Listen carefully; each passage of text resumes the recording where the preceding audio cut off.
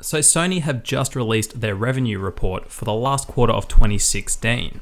And wow, the PlayStation 4 is absolutely killing it at the moment.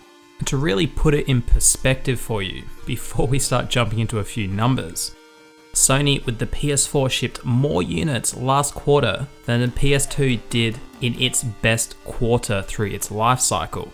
Now that's amazing in itself, considering, this is the PS2. It's one of the best selling consoles ever, and really its only competition ever was the Wii in terms of sales. So last quarter, the PS4 across all of its SKUs, being the Slim, the original launch PS4, what remains of them, and the PS4 Pro, shipped 9.7 million units. And like I said before, that beats the previous record holder being the PS2, which shipped 8.78 million. Now it's interesting to note that the release of the PlayStation 4 Slim and the PS4 Pro actually fall within the last quarter of 2016. So whether it be the appealing price point of the Slim or the desire and want for the PS4 Pro, or a combination of those two, whatever it is, it seems to be increasing the revenue for the PlayStation 4. And as of January 1st, 2017, Sony with the PlayStation 4 have shipped a total of 57.1 million units.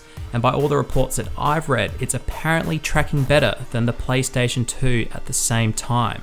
So that's again a pretty impressive feat. Now, I'm going to link an article down below which will further break down the numbers for you if you want to dive into the real nitty-gritty of this revenue report. But what I find interesting about this record-breaking quarter for the PlayStation 4 is its timing. And when you look at it, the PlayStation Slim and the PlayStation 4 Pro, they both released in that quarter. So, it seems to be driving up demand and sales for the system.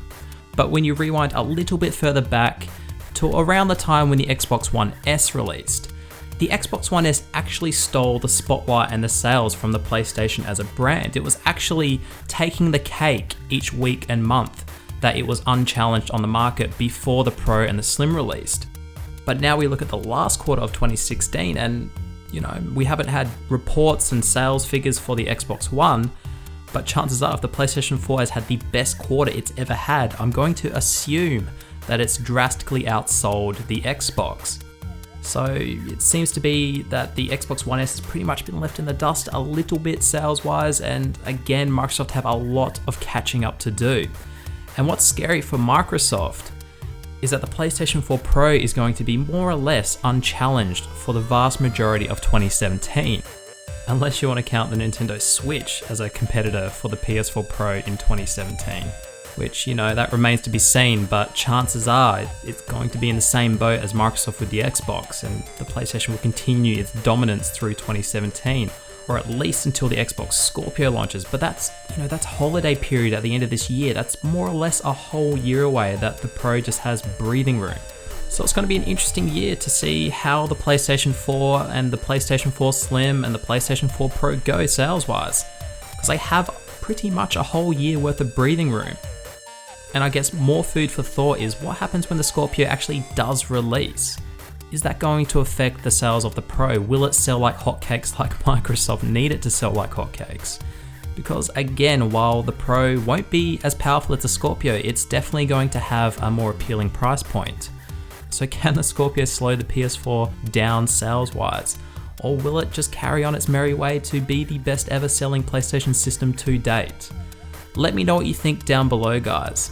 Do you think we're going to see the PlayStation 4 continue to explode through 2017 and more or less go, kind of unchallenged in its sales rampage?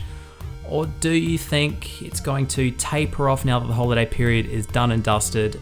And how do you think throwing the Scorpio into the mix at the end of the year will affect Sony and the PS4 sales? As always, guys, please remember to rate, comment, and subscribe. My name's Sully, this is One Guy's Opinion, and we're going to talk in the next video.